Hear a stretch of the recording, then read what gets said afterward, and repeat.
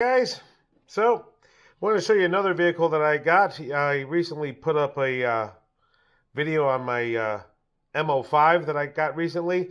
I actually got this vehicle before, and this is the Tamiya Eurotruck, the Buggyra or Buggyra. I don't know how you're supposed to pronounce that, but this vehicle is box stock except for bearings, which you can't obviously see because they're inside the wheel hubs. This is a really fun vehicle to race around. And like my MO5, I've just been driving around my local track. Haven't actually started racing it, although I do intend to race this along with my MO5. This has been a lot of fun. The reason I got this vehicle was most tracks have a Euro truck stock class where this is the way you race it. The way it comes right out of the box. You even have to use like every screw and every bolt that comes with the vehicle. Only thing you need to put in yourself is the receiver and the steering servo.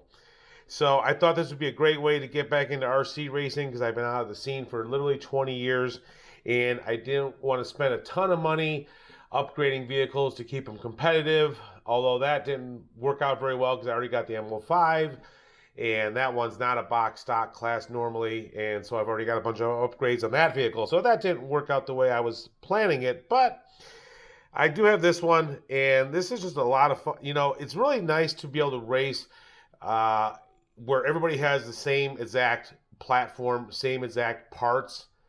It makes it a lot more fun because then you know really that it's really based on the driver's skill level. I do the same thing when I do iRacing on the PC. When I do my racing on the computer, I often like entering the stock races where everybody has the same exact thing. So I do enjoy that. So hopefully once I get racing on this, I'll have a good time with it. But anyways, this is exactly how the vehicle comes when you get it. It's gonna take you 2 to 3 hours to put it together, and it's got all this good bouncy stuff. Now, this does not come with shocks. It comes with dampers. Difference between a damper and a shock. The shock's got oil, dampers do not. But again, you can't change those if you want to race this in the stock class, which is what I want to do. So that's it. You even have to keep these bullet connectors on. Like they're really specific on keeping everything stock. So I'm looking forward to getting out here and racing this. Now the one thing. And it's not just this vehicle, it's most RC vehicles. I forgot how fast tires wear out.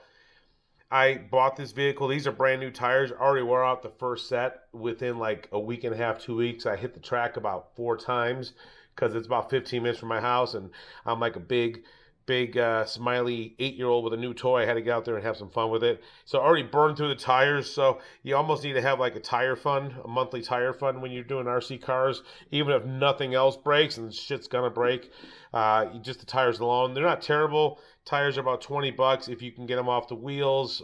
Some guys use acetone or they lightly bake them in an oven. I haven't tried either one of that yet. So you can save the wheels and not have to buy new wheels, just the tires.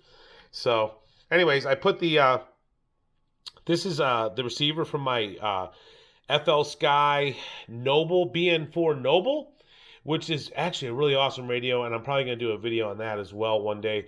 The reason I got that one, ironically, wasn't because it has a lot of cool features and it's touch screen.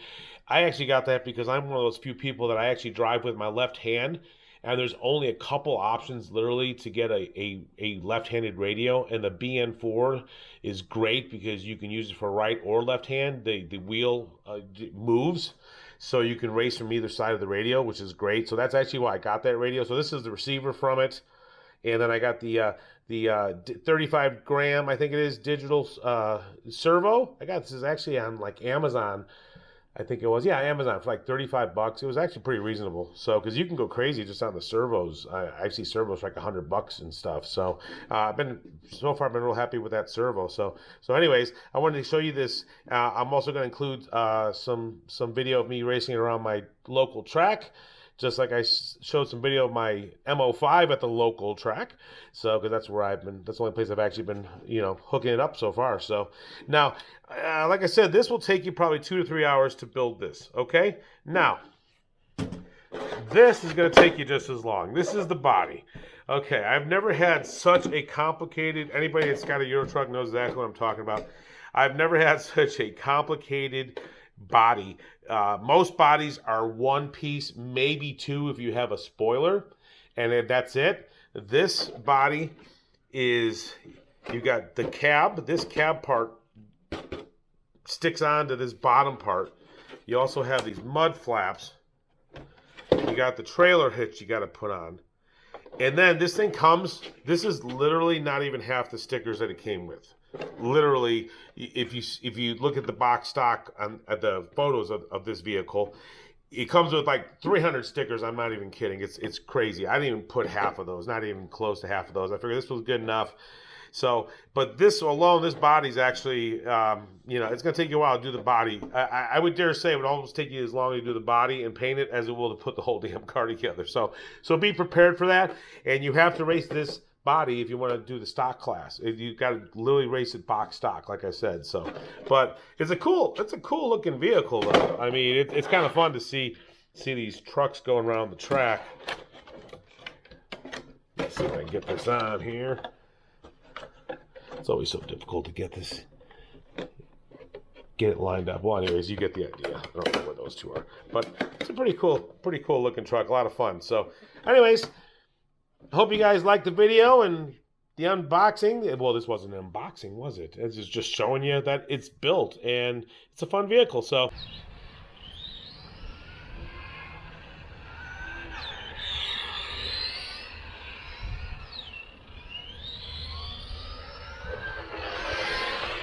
So here I am at my local track, testing out the Buggyra, however you pronounce it.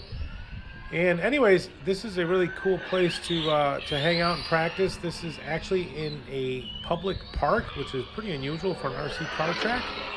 So you can just kind of show up anytime the park's open, which is, I believe, sunrise to sunset, and just bring out your car. Racing is going to start shortly. They're going to start having some actual races at this track. It's actually a really nice track. The only downside is the way it's painted. I don't see how they're going to really change the track much to do different layouts, other than maybe going backwards. But that's the one downside I can see of this, because the track is painted as opposed to movable barriers and whatnot.